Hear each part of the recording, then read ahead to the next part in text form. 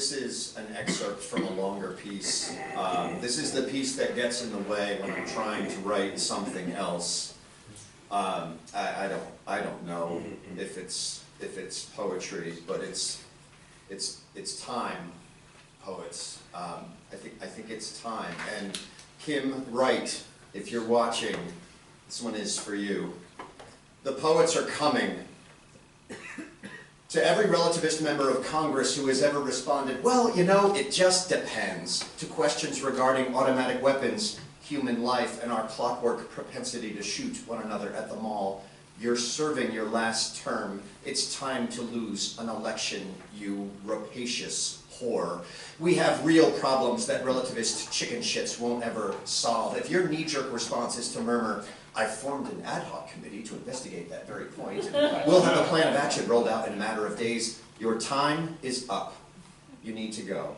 Take your social relativism, your bespoke Gives and Hawke suit, and your odious tendency to propitiate under the slightest pressure, and your congressional salary for life, Jesus wept, and walk away. A delightful condo on Grand Cayman awaits. The NRA, the AMA, Hormel, ConAgra, Merck & Company, Smithfield, PepsiCo, Tyson, Pfizer, Anheuser-Busch, the insurance lobby, and several fat American-based pharmaceutical corporations have invested handsomely in your island retirement. Corian or granite? I just can't decide. Move all those death statistics so I can get a better look. It's time to cash out. We're done with you. Enjoy Aspen. You're not saving anyone. You're not solving anything. Saving and solving your investment problems, saving your money, and doing it on CNBC, arguing over whether to support affordable health care, while executives and lobbyists grease you for the freedom to poison our food, our water, our air, our medications, our public school curricula, and our national discourse. Yeah, that's on TV. We can see you. Should gays marry? I don't know. Let's ask a sociopath in the care of a court-appointed mental health specialist. He's just now legally purchased a Glock 21 and 500 rounds of .45 caliber ammunition because his fingerprints don't indicate prior felonies. Senator Scrooge, here's an idea. Gather up your lifetime payment, you Wall Street stooge, and disappear forever. You'll serve the people of the United States better by abandoning your post than you ever did on Capitol Hill. The grassroots movement you promised on the campaign trail ended up being a watery dog turd some hard-working immigrant lawn care engineer scraped up with a shovel for $5.75 an hour. Yeah, that's a metaphor. Think on it while packing. Because if you won't leave, the people are going to invent a machine that vacuums up every last, it all depends, policy-making mother scratcher and mangles you into mulch that will spread outside so the grass doesn't yellow when our dogs piss. It all depends, you know, it just depends. No, it doesn't.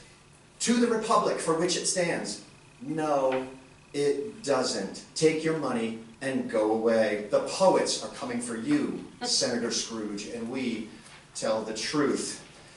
To the unemployed, Confederate flag-waving 23-year-old South Carolina high school graduate who maintained a D average over 4 years at Swampwater Tech, do you have any notion, no kidding, of how irretrievably misinformed you are? Don't take my word for it. If you're already planning to dismiss me as a northern liberal blowhard communist dickhead, that's fine. You're wrong, though. I am a northern liberal blowhard socialist dickhead. Try to keep them straight. However, if you still don't believe me, drive to Appleton, Wisconsin. It's north, by the way, up on the map. And take a third-grade math quiz. Better still, when you get there, have a go at the questions on the paper placemat that comes with the kids' meals at Denny's. If you can't get 100% on the third-grade worksheet, or you can't ace the crayon questions on the placemat at Denny's, you forfeit your right to be heard. Sure, this is America. And you have the right to speak and to wave that embarrassing loser's flag from the tailgate of your rust bucket Ford, but you forfeit the right to have anyone listen, especially on Sundays when you suggest that because Jesus spoke English, we all should speak English. That's my favorite. It's hard to top the classics. For years you've been brandishing the exhausted dualist cliche that we don't blame the spoon for making Oprah fat, so we shouldn't blame the AR-15 for killing the dozen or so people in the movie theater, the grocery store, or the kindergarten classroom. You remember that platitude, Leroy? You've been selling that one since the Clinton administration. That's the one. You forfeit the right to have heard by anyone when you can't answer the questions on the Appleton third grade math quiz. Sorry. Blame your teachers. In the meantime, why don't you take your AR-15 and your dogmatic perspective on the white, English-speaking Jesus, your illustrated large-print children's Bible, and Oprah's spoon, swaddle the lot in your loser's flag and ram it all up your South Carolina Rust Bucket's tailpipe. It's south. That's down on the map. We're done listening to you. We can't hear your duelist black and white banjo pick and blather anymore. There's only one legal option for your D average from swamp water tech.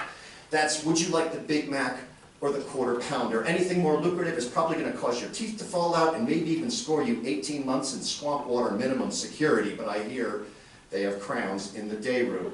You're guaranteed the opportunity to speak. It's a birthright here under the flag, that other flag.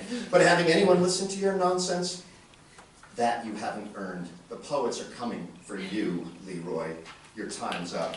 We can't say no guns because legions of lunatic home defenders will reenact 1776 and toss all that lovely Starbucks espresso into Boston Harbor.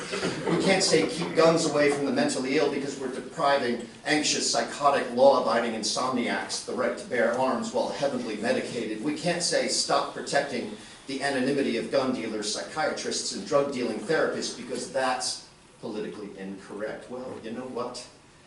It's time for a pinch of political incorrectness. If parents can't send their kids to the movies or geometry class without a Kevlar vest and a clutch of anti-personnel grenades, something's wrong. The corpses are stacking up, not in South Africa, the Sudan, or Sarajevo. Right here in our own hometown, someone has to start telling the truth. Forget faith in the Sunday morning sermon. Forget Fox News, forget CNN and MSNBC. Forget the conservative killer-be-killed rhetoric and the professor's liberal hand holding him howling horse shit. The poets are coming, and we tell the truth.